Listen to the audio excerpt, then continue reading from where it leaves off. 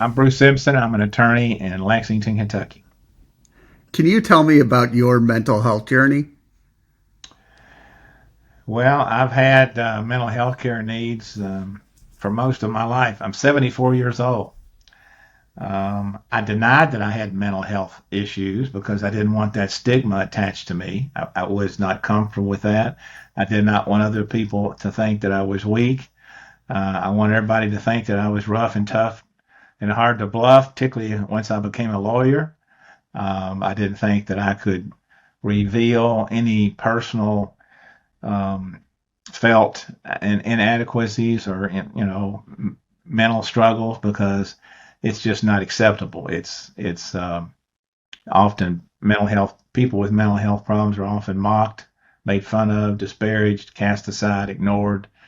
All of the pejorative adjectives you can come up with, and I confess, growing up in Lexington, I made fun of the largest um, hospital in continuous operation in the United States for mentally ill people, Eastern State Hospital, all my life. Um, so it's an attitude that's I think endemic to a certain extent, maybe worldwide from everything that I've read. It's becoming better. Programs like yours are enlightening people to say, wait a minute, mental illness is just as legitimate as cancer, heart disease, broken bones, and kidney failure, and can be just as deadly.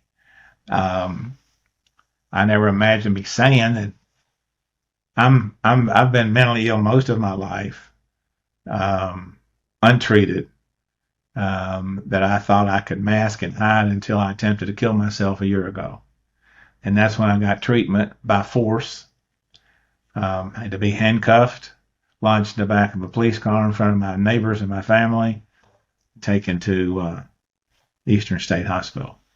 But that place saved my life. I got started my therapy there, and um, you know, I tell folks, look, you may have diabetes and have to take insulin on a regular basis, and you may have high blood pressure and have to take blood pressure medicine. I'm mentally ill. I take uh, medicine for that and also see a therapist. And honestly, I'm functioning better now at 74 than I've ever functioned in my life. I think more clearly. I'm less anxious. I'm still trying cases. I love practicing law, and it's so much easier now than it ever used to be. And I'm like, wow, why did I have to wait 73 years to get a wake up call? But and the sad thing is, too many of us that suffer in silence and figure that and conclude that we're alone, we can't be helped, or like me, how's someone going to talk me out of feeling bad about myself? I know that I'm inadequate. I've known that since I was a little boy. I was never good enough in the eyes of certain people, and I just accepted that was just like a part of me that I had to cope with. Some people are born strong, good looking, and charismatic. I was born an introvert, not good looking, and very insecure. And that languished, I masked it for a long time, particularly after I became a lawyer. Um, but it was always there. And so much of who people are and how they are comes from parenting. Uh, of all the activity that we regulate in our country, um, and as a lawyer, I see this every day. Our society, our governments regulate human activity that has a foreseeable adverse impact on fellow human beings. Like, if you're going to be a lawyer, you got to be trained. You got to pass the bar. Doctor, engineer. If you're going to drive a car, you got to demonstrate some level of competency. And a myriad of other criteria that you have to satisfy before you're entrusted with a human activity that may cause adverse impact on another human being. But the potentially the most dangerous human activity, the one that has the longest lasting permanent impact, we have no training requirements for. We have no training requirements to be a parent. You just do it whatever way you want to do it, good or bad or indifferent. It's my right. I'm a citizen. I can raise my children like ever how I want to. Well, within limits. Now, there's obviously child abuse laws and child neglect laws if it comes too extreme, but there are a lot of abuse that can take place that never rise to the level of in the public domain of somebody reporting you for abuse. Mental abuse being one of them. But we don't. I used to hate my father until I realized, look, he had no one told him how to be a parent. His dad died when he was 4, and he was doing it like you see it on television or what other guys tell you. I mean, you do it ever how you want to do it, but there are certain principles of nurturing a human being particularly from at various stages of development, that if you don't do them correctly, you're going to hurt that person. You're not going to instill them a sense of self-worth, of worthiness, and all sorts of trauma can languish from being treated adversely, as a child, because the parents, well, got to make them rough and tough and stop whining, and this will make them strong, and life's not fair, and all this other BS that we use as supporting justifications for, in large part, what I consider to be damaging parental care. But that's a subject for another day. I'm alive. I'm grateful to be alive. I shouldn't be alive. No one could have tried harder to kill themselves a year ago than me. I'd planned it for 30 years. I was entirely comfortable with self-inflicted death for 30 years. Once I started to experience some success as a lawyer, only because people would tell me, hey, Bruce, I saw your trial. You did a great job. I'm like, really? No, you sure? Yeah, man, you did great. I'm telling you. And I would hear that every so often, and it wouldn't go to my head. That didn't happen, but it felt good to feel worthy, at least in the eyes of some people. And I knew from my early 40s, once I started to receive those compliments, and it helped in other ways. I became president of the Bar Association, head of my own law firm, and all these other things. A lot of civic organizations I was in charge of, and became relatively well known in my small town of Lexington, Kentucky. I knew that if I would read about lawyers that got in trouble for one reason or another, they stole money from a client trust fund or done something to get disbarred or go to prison, I would see those folks and think to myself, man, if I was me, if I was that guy, I'd be dead. I couldn't live with it. Not that I would ever imagine myself doing any of that stuff, but just the notion that I would lose in the eyes of others only because of my performance, which is an awfully shaky foundation for self-worth.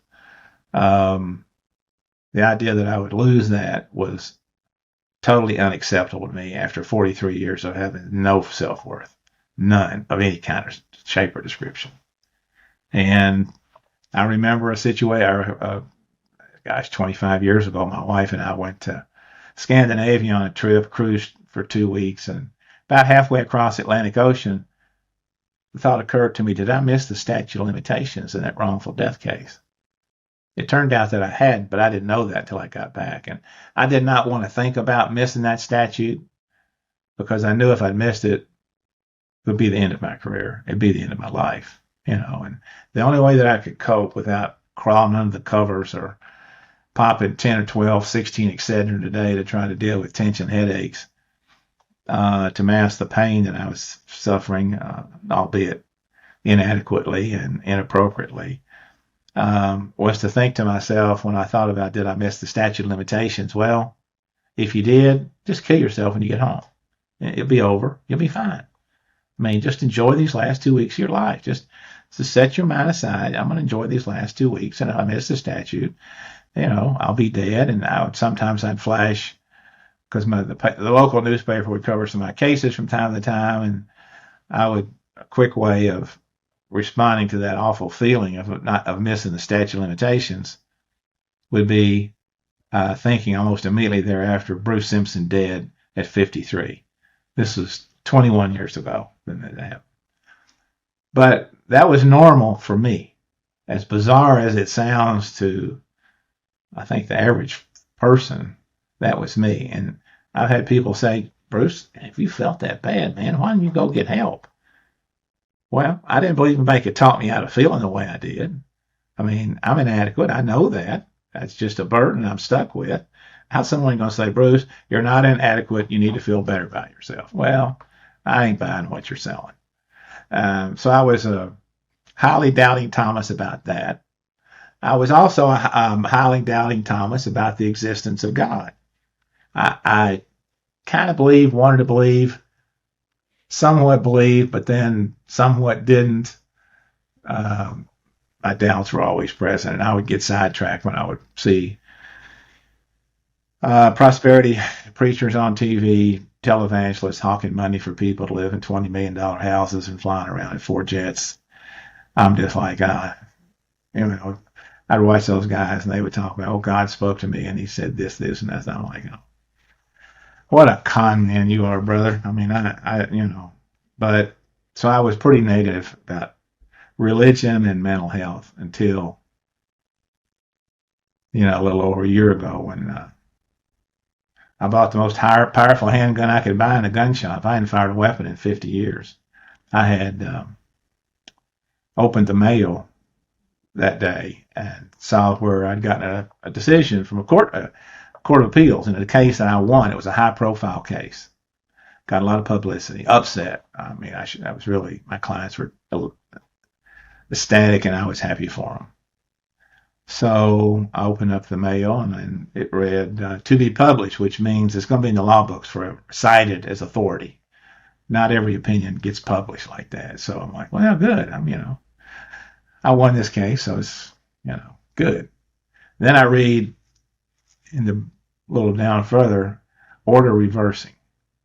I said, order reversing? What the heck? So I started reading the opinion about, buried in the middle of the opinion was the court's observation that the respondent's counsel, which was me, had not filed a brief in the case. I'm like, what do you mean I didn't file a brief? Of course I filed a brief. I won this case. It turned out that I hadn't. I had earlier in 2022 started having some health problems. I had a heart problem. I got hospitalized for. They put me on blood thinner. One thing they need to be very cautious about if you ever get on blood thinner, be careful about falling or injuring yourself because the trauma can burst your blood vessels a lot more easily. I fell and had a brain bleed, and I was in ICU for a month, hospitalized 2 or 3 more times in 2022. One of the impacts of a brain bleed is short-term memory loss, which I didn't know. I didn't know I had it. And I forgot to file a brief because I forgot to file a brief. But I knew when I saw it, I couldn't fix a mistake. I'd heard a client for the first time in 41 years. And, I knew it was time to execute my plan that I'd been harboring for 30 years. And I went to a gun shop that bought a most powerful handgun they had, a .357 Magnum revolver with hollow point bullets that explode on impact. And went home, wrote a note to my family. My wife was out of town. And I got all my state documents and put them on a counter, kitchen counter. I didn't want to kill myself in the house and have her find my body. I was going to go to a cemetery and then call 911, have a first responder come and get me so that I would inconvenience hopefully inconvenience as many people, not inconvenience people as possible. Took an Uber about 15 miles away where I grew up in Nicholasville, Kentucky, and got out of the Uber and walked around for a while. It was cold, January, and pulled the gun out. And I thought, Simpson, is this really this is how you're going to end your life? Is this how you want to be remembered? But I was locked on. I've been locked on this for 30 years. So there wasn't like crying, gnashing of teeth. I did pray like about an hour after I got the court's opinion. I said, God, can you just make this a nightmare that I'll wake up from? I mean, when you're desperate, you're desperate. And about an hour later, I prayed, God, can you just make this go away? Just make it go away. And nothing happened. Not that I really believed it would, but, when you're desperate, you're desperate. But I couldn't fix it. I thought I'd humiliated not only myself, but my family because they were going to, I malpracticed a case, hurt a client. The word would go around the community. They wouldn't be proud of me anymore. I wouldn't have the same sense of worthiness in the eyes of other people that I'd accumulated. for the last 30 years. And I thought, my family shouldn't have to bear the taint of my malpractice, so we're just better off dead. I mean, honestly, there wasn't any doubt in my mind about it. I was better off dead. So I got that gun, came home, wrote the note, took the Uber, walked to the cemetery, pulled the gun out, thought about it, and then I thought, well, make sure this gun works. So it was a revolver. You could see the bullets on the outside of the barrel of this handgun. And so I pulled the hammer back and I saw the bullet rotate into the chamber. I pointed it to the ground to test fire it, and it was loud. I mean, I don't remember a 45 in the Army being that loud, nor kicking my hand way back over my shoulder, but it was very loud, 5 times louder than I thought. Dogs started barking all around the cemetery. I thought, well, somebody's going to come out, and I didn't want them to see me kill myself. So I called 911. I said, there's a body in Maple Grove Cemetery. They said, ask where, and I told them. The dispatcher said, will you be there to assist the officer? I said, yes. She said, the officer's en route. So I knew my time was up. I mean, it's time to take care of my business. And I wasn't crying. I mean, it was just, to me, honestly, when you've got a 30-year plan to kill yourself, it's just, I'm going to get a cup of coffee. Today I'm going to die. That was it. I was that comfortable with it. And so I took the spent casing out of the gun. I didn't want to make any mistakes. I always have redundancies in everything that I plan to do, trials, etc. Make sure I can get the outcome that I want as best I can. And put the empty casing in my pocket, and I pulled the hammer back. I saw the next bullet rotated into the firing chamber of that 357, and I placed it to the side of placed the gun against the side of my head and pulled the trigger. And the hammer hit the bullet, and the bullet didn't fire. And then the police officers going through the gate. I see him. And I paused. I thought about pulling the trigger again. I didn't know what had happened. I was totally bewildered. But I kind of froze when I saw him, and put the gun in my pocket real quick, hoping he didn't see it. He was about 75 yards away when I saw him, and he didn't see it. He drove up next to me, rolled the window down. I had no lies to make up. I was fumbling around about, I'm sorry, it wasn't a body, it was a garbage bag. I apologize for that. You had to come out. He said, well, no problem, no problem. I said, thanks for calling in anyway. So I said, but he didn't leave. I was wanting to finish what I came to do. It was my time to die. There wasn't any choice. There wasn't any alternative. But I'm cold, and he's sitting there in the cemetery. So I looked across the street. There was a gas station. I started walking over to the gas station. Then a thought occurred to me to call a friend of mine, another lawyer who lived in Nicholasville, in the town where I was. And didn't tell me I was down there to kill myself. I called him. I said, hey, can you talk? I hadn't talked to him in 5 years. We used to be really good friends, but we had a case against one another, and it was a hotly contested case, and it impacted our friendship. It shouldn't have, but it did, and neither one of us took any efforts to call the other one in 5 years. I hadn't talked to him, but something prompted me to call him. I called him. I said, hey, what's up? And he said, can you talk? He said, yeah. So I told him I took an Uber from Lexington to meditate in the Maple Grove Cemetery because my wife Cindy and I had an argument. I mean, I told some of the worst lies I've ever told that night because I had nothing. I was supposed to be dead, and there wasn't anything plausible coming out of my mouth. So anyway, he came and picked me up. We went and talked for a couple hours and healed our friendship. And the whole time I'm sitting there with that 357 loaded minus one bullet, which he didn't know about. I never told him at any point that I had a gun or that I was down there to kill myself. And it got to be about 11. I said, just take me back to the gas station. I'll take an Uber back to Lexington. He said, I'm fine. That's fine. Okay. So he pulled me up next to the gas station. I got ready to get out of his car. And he said, where are you going? I said, I'll get the Uber. I'm going home. He said, I'll wait. I said, no, man, it's 11 o'clock going home. I'm fine. He said, no, I'll wait.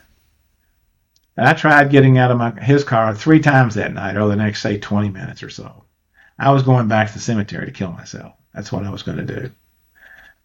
Even when I was sitting there talking to him, I would think to myself, "Are you going to still do this?" Oh, yeah, I've got to do it. There's no option. I've got to die. There's no question about it.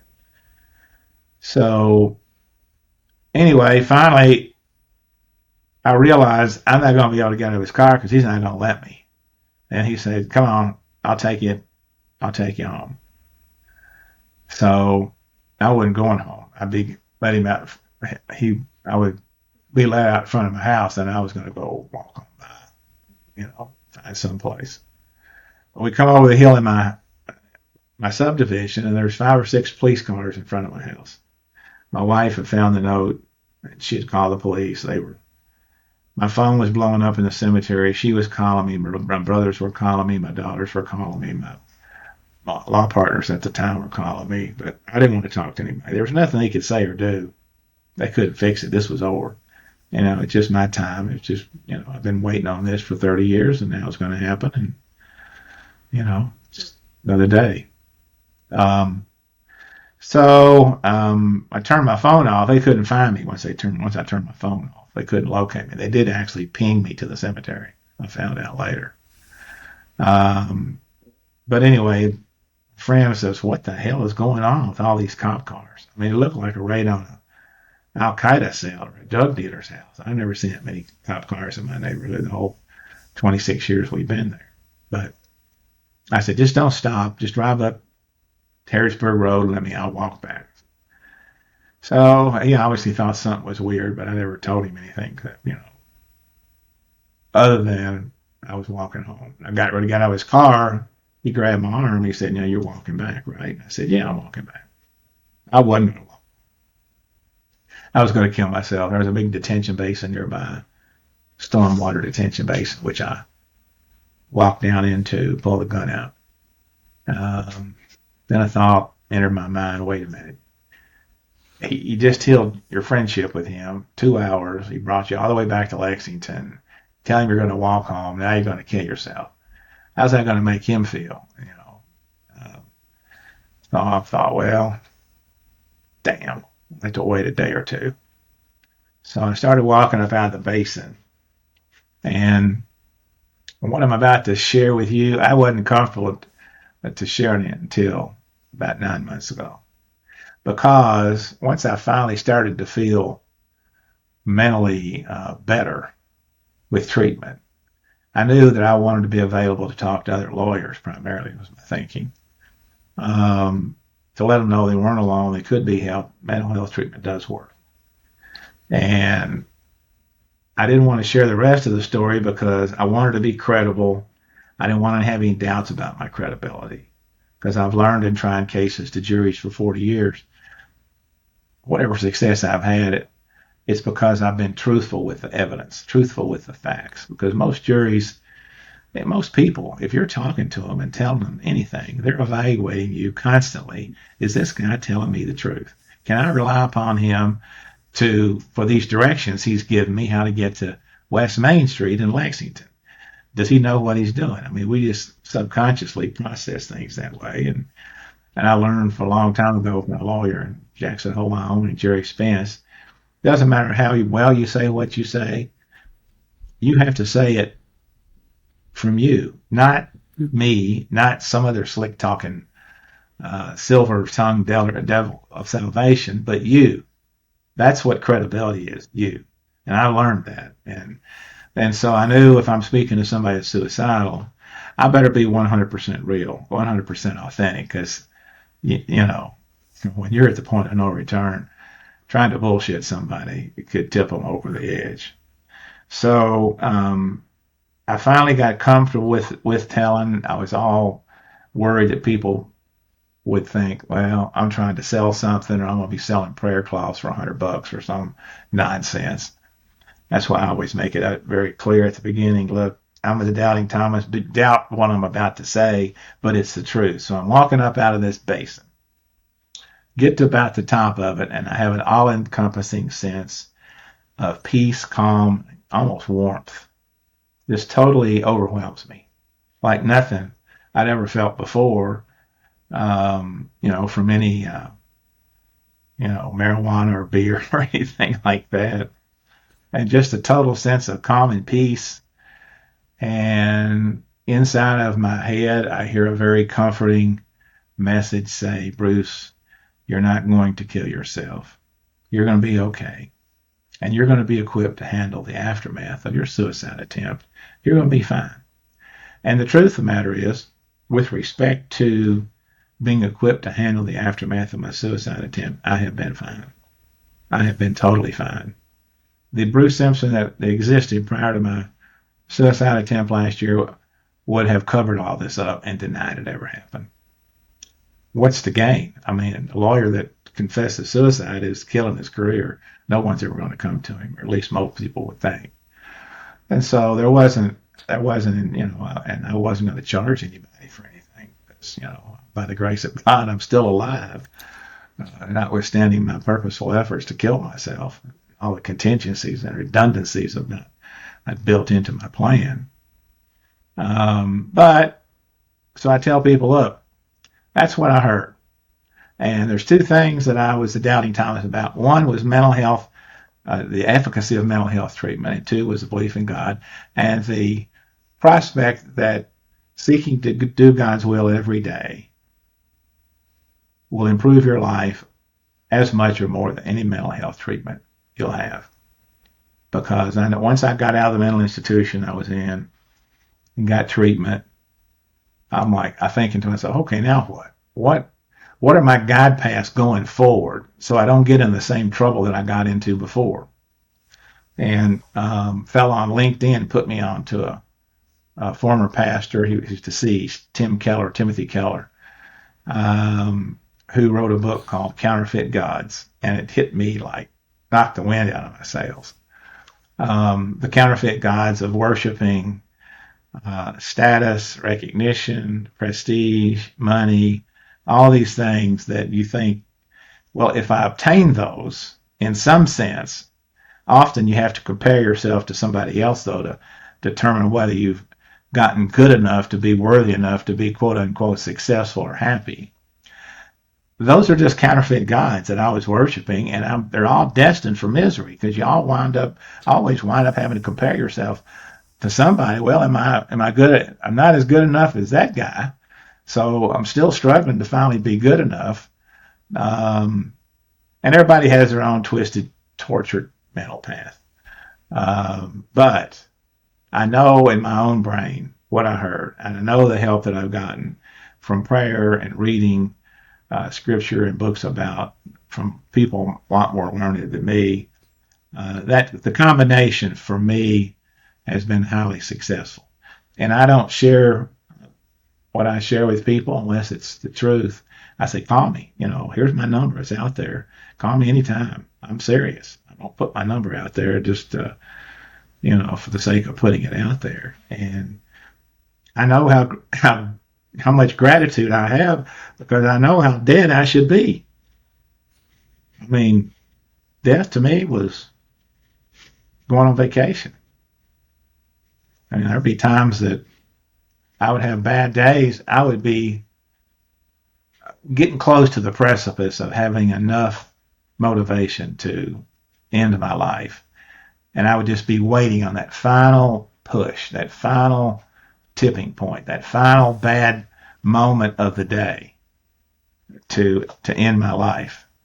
There were several occasions where that was happening. I did attempt one time kill myself by leaving the engine running in my car with the garage door shut.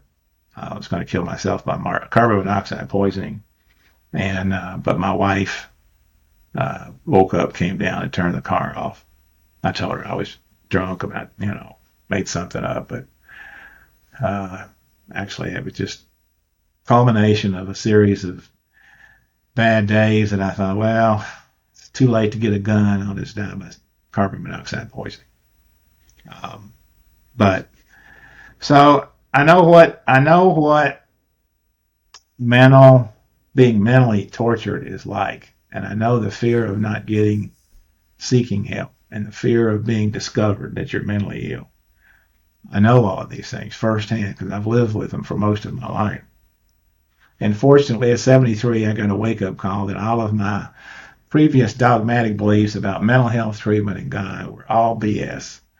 And there's a more abundant life, a quality of life that's out there for people um, that is really unimaginable. I can't come up with words to describe the difference in my life today and my life for the previous 73 years. So I have a lot of gratitude, and if I can help one person reach the same thing, you know, I'm good. I'm Well, good. thank you for sharing your story, and I'm glad you're here. I am too. Thank you. Yeah. How are you doing? I'm doing good. A little holidays a little stressful, but I'm hanging in there. Well, I appreciate your program and appreciate you sharing these lived events, lived tragedies that not. It's becoming more and more, mainly because folks like you that are putting it out there for other people to watch. It's not something you got to watch on the dark web. Not that it ever got that extreme, but I mean, how many times have you sat around, even growing up, and listened to your parents and grandparents talk about their rheumatism, their arthritis? They're going to have a hip replacement, Yeah. a knee replacement. I never heard anybody then or now, when I talk about my own, when they're going around the table and everybody's kind of one up, well, I got to go in for a heart catheterization, or, I've got to go in for a gallbladder operation, or something more serious. I've never heard anybody say, well, I'm depressed. I've got thoughts of suicide. I've never heard anybody share that around coffee like they do about all the other maladies that are acceptable, that I think people view as legitimate. And it just makes those of us suffering with a mental illness, it's tougher for us to, number one, find sympathy. A lot of people make fun of people that are mentally ill and say they're malingering and lazy and all of these things. But mental illness can have an incapacitating um, impact on your ability to do anything. I mean, there were instances where I was just paralyzed. Could not, couldn't go forward and accomplish anything because I'd get in one of these funks, and I didn't believe anybody could help me. It was just something like, well, I'm inadequate, and other people are born with birth defects of this and that and the other, and my birth defect is an inadequate personality. That's what I thought, and that's bullshit. That's just all bullshit. And the other thing I've learned is if you're going to be a parent, don't love your children only when they perform well. Love them like your dog loves you, unconditionally. I see my dog Boo Boo, who's excited to see me every day, and would actually, if I had a holster, she would sit in my holster and just be with me the 24/7. Um, but I think to myself, man, what kind of love is that? I mean, just to love you unconditionally, so excited to see you all the time.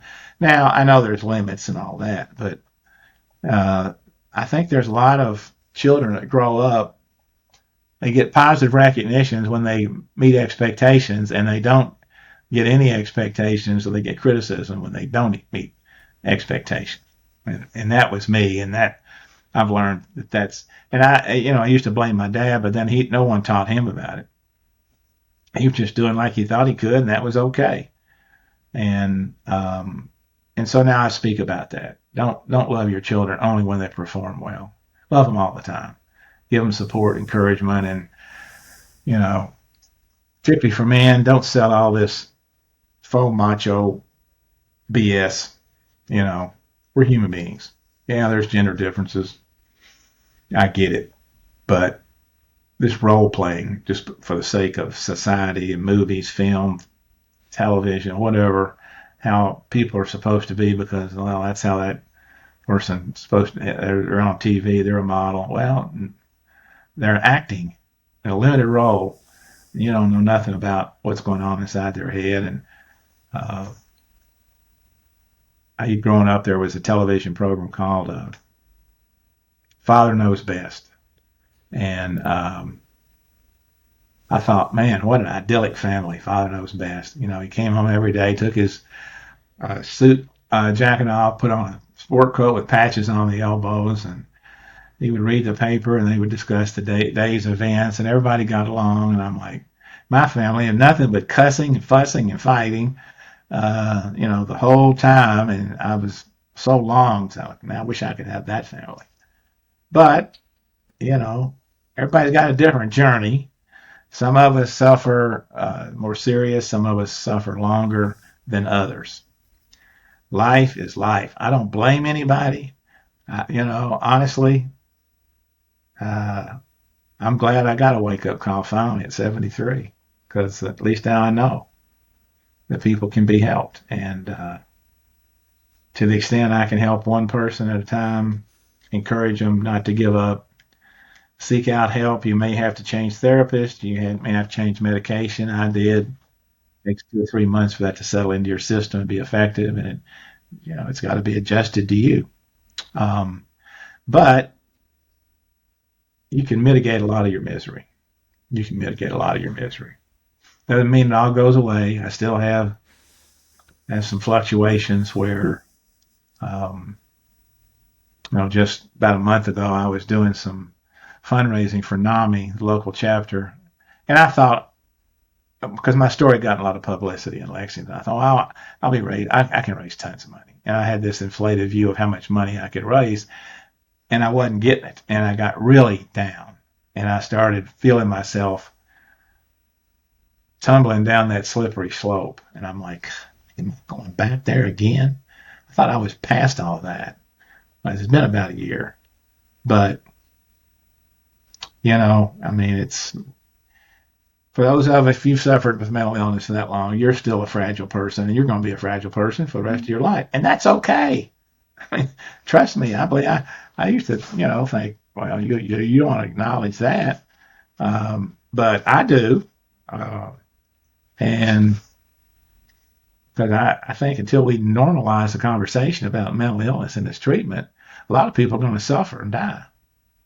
So, Yeah. My 2 cents is my 2 cents. And I'm here, and people want to talk to me. My number is 859-229-3436. It's no charge. It's confidential. I'm here to listen, offer encouragement, share my story, listen to yours. I think there's great benefit if you're at a point where you're contemplating suicide, or have thought about it, or really just like life isn't worth living, getting close. It helps. It is helpful to talk to somebody who has the ability to listen and offer encouragement that's legitimate. Um, and that's what I do. I'm not a therapist. I don't hold myself out as one. I'm a listener and an encourager. Yeah.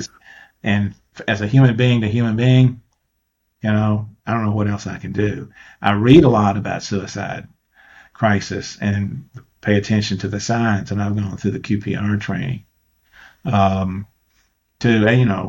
be as well educated as I can, because I certainly don't want to say anything that would trigger somebody into, going downhill.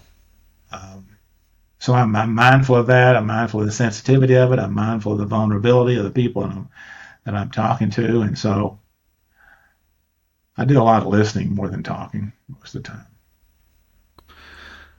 How did it feel for you when you said your story publicly for the first time? I felt like I was doing something I had to do.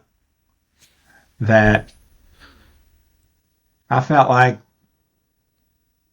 you would have felt if you're driving down a country road at night that you've been driving for years and years, and about ready to cross that same old bridge you've crossed 1,000 times, and this one time that bridge suddenly collapsed and your car managed to catch itself on the edge of the cliff, and you're dangling 400 feet from the rocks in the river, but you managed to climb up out of the car and you see headlights coming toward the same bridge that you just collapsed on, most people would go back and wave their arm and say, whoa, whoa, whoa, wait a minute. This isn't the route you go. You've got to stop and turn around or take a different route. And I feel like that's me. I should be dead, and I'm not. And I've seen the benefits, received the benefits of mental health, and so treatment, and I've gotten better, and I want other people to have that benefit. So it's really gratitude, and people will say, well, Bruce, you're very brave to tell your story. I said, well, I appreciate you saying that, and I thank you, but I really can't claim bravery. Honestly, when I heard what I heard that night, that you're going to be equipped to handle your aftermath, your suicide attempt, I have been, because the old me would have covered this up. I would have been the biggest coward there was. I give this up to God because He's empowered me to do it. I don't know any other way to explain it. Can I prove in court of law that it was God that spoke to me in my head that night? Of course not. Any more than I can authenticate the Bible in a courtroom as being authenticated, since it was earliest book was written 60 years after Jesus died, and subject to translation issues, and it wasn't recorded contemporaneously with when Jesus was talking. So you can find a lot of ways to doubt and not believe. I no longer have those doubts. I know God exists, and I know He gives me guidance. I still have challenges. Life is life. That ain't going away, but I'm more equipped to handle them. And I'm thinking better. I don't have all these notions. Well, I've got to make this much money. I've got to get that case so I can get in the newspaper. Those desires and ambitions are all gone. They don't exist anymore, which I'm grateful for, because it made me miserable for most of my life. Because those were the standards that I used to determine whether I was finally getting good enough in the eyes of somebody. Not myself, but other people. And trying to please other people is a path for misery. You can't do it. You No. just can't do it. So I've been empowered. I feel like I'm doing what I have to do. I feel like I'm doing what I want to do. I want myself out there. I want people to be able to evaluate me and certainly call me if they think it'll be helpful. I don't have any delusions of grandeur.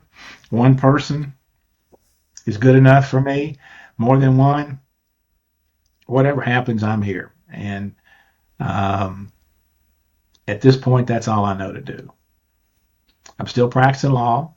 And honestly, I'm surprised people still call me to be their lawyer. I don't even have a website. They just found me on LinkedIn. And I never thought I'd get another client, but I'm actually busier than I want to be, because I want to spend more of my time on mental health advocacy, public speaking, doing programs like yours, just to have to try to normalize the conversation, to destigmatize a subject that's been taboo for centuries.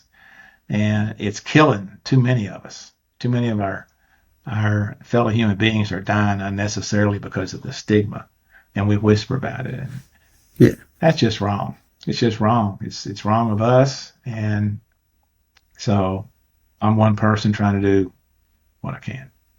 That's it. How does it feel to help others?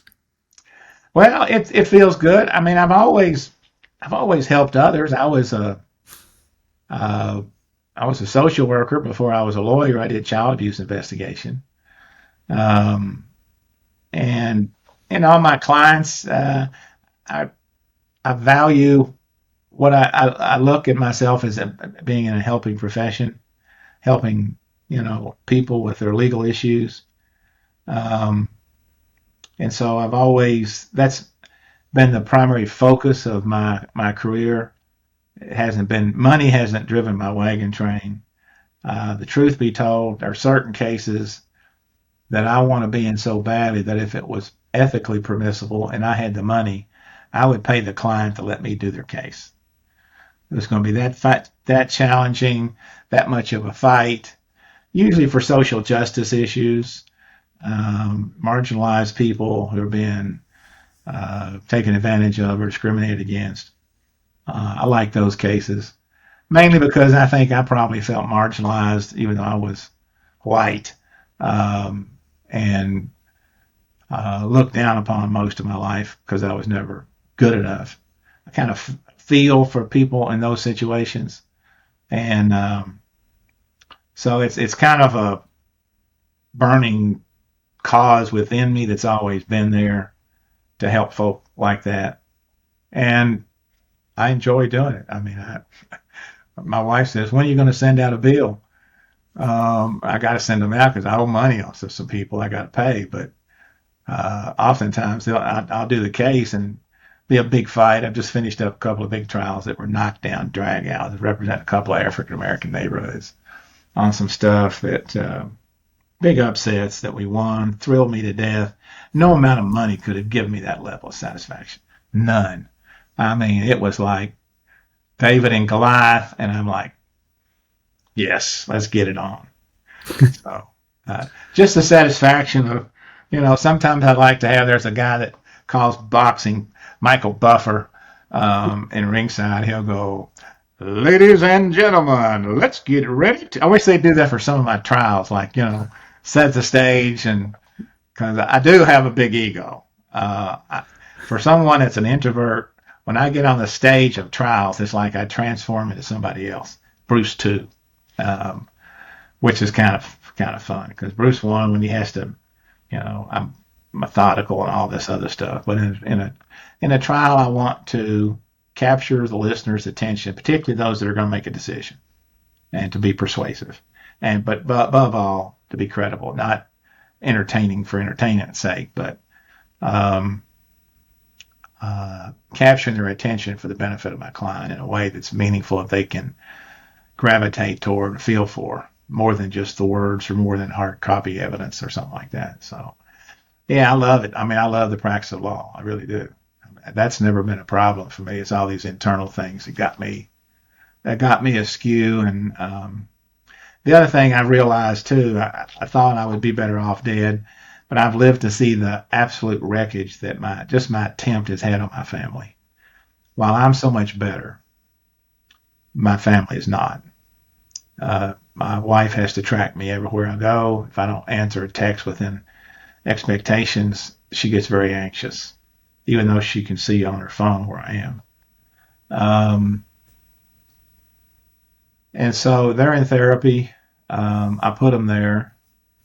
I wish I hadn't put them there, but they're getting better. They're adjusting. We're all adjusting together. I mean, they were initially really afraid that I would do it and try it again, you know, um, because that's what the odds show that you'll once you try it, go so far, you'll likely do it again. But I hadn't thought about it. I hadn't thought about uh, serious. I mean, you think about suicide because I talk about suicide all the time, but not. And I will say when I got about a month ago and I started feeling really dopey and down and like I'd been before, I could, one negative thing would, I'd beat myself up multiple times until I was at the bottom of the abyss because I felt like, well, you don't deserve it. You belong here, and on the precipice. But I pulled myself out of that, fortunately, only by a call from the NAMI person who said, why aren't you calling me back? And I said, well, and she said, it's because you hadn't raised the money, right? I said, well, I thought I'd raise it. Bruce, I told you when we asked you to join this, it's not about the money. Raising money's tough for mental illness. It's not the most empathetic charity that people give to. They really give to children, not mentally ill people walking around on the street, homeless people, people in prisons, or people like you. It's just not. It's not as attractive. So do not go and beat yourself up about all this. It's a hard field to raise money in. So really that call probably it stopped my descent and got just that one call. And that's just a layperson. Okay. I mean, that's just a layperson saying, Bruce, how you doing? And the people that have called me that have been um, in the process of killing themselves, they're all still alive. Not because of anything I've done. I've just been there to listen, talk, They might very well have been alive talking to somebody else or not talking to somebody else. But I feel like I need to stay in touch with them, call them, have lunch, what's up, be genuine, which I am in my interest in them, because I know how precarious life can be. If you get if you get on a tract of thinking, unchecked, unmitigated by outside influence, you can go down that dark passage and never come back. Uh, I mean, you got to get to people, I believe, earlier. With me, no one could have got to me earlier, I don't think. It was too deeply rooted in my mind. Um, what I had to do to solve a problem that I'd misdiagnosed myself. Um, but I was just so dogmatic in my belief that I could not be helped, that it would have taken something like what happened to me and handcuff me and take me to that place to and heard what I heard to finally get on a path to healing. I was I was gone. I mean, honestly, that was when you see your wife calling, your daughter's calling, you got a 357 Magnum loaded in your hand.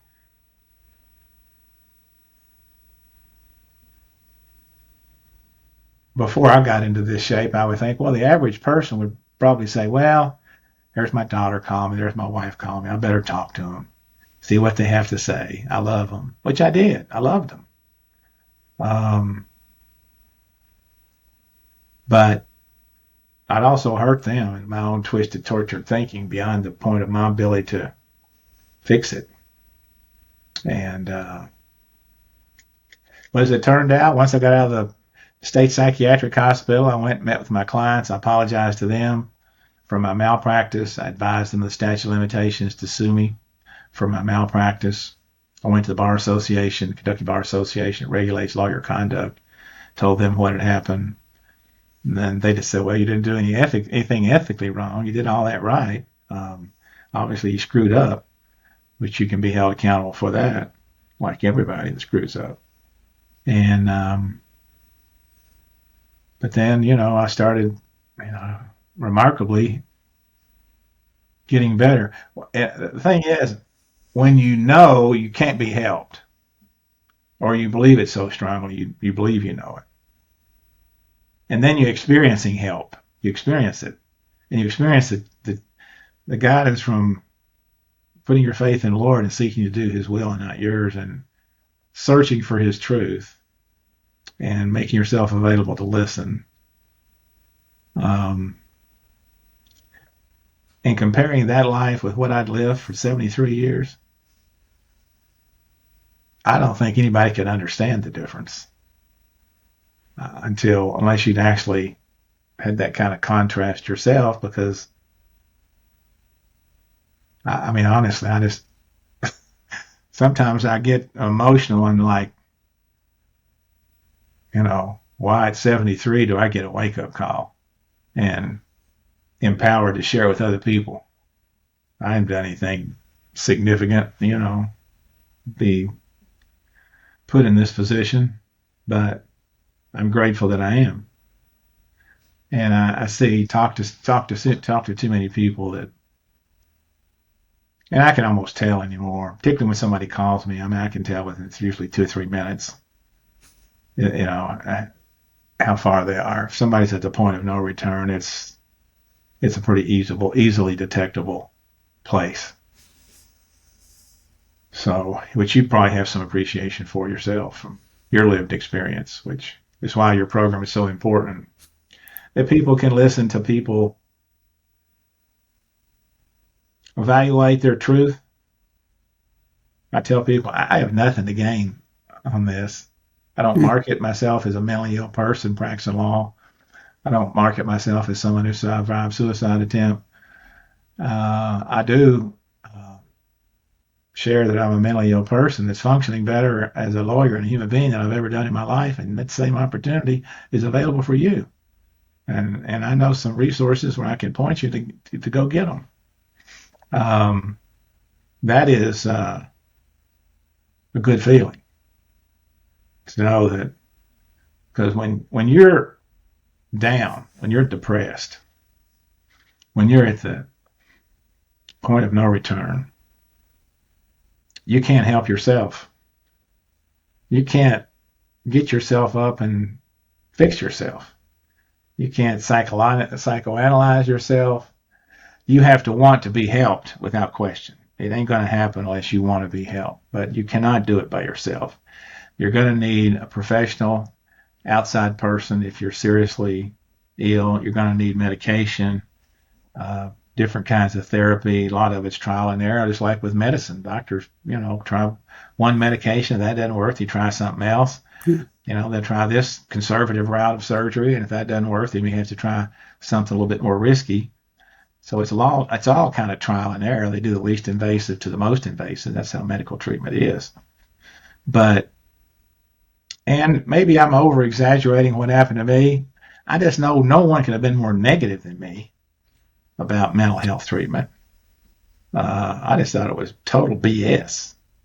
And pretty much the same thing with God. But I've lived to witness how wrong I was and how much better I am and the joy that I have in my life that I never had before.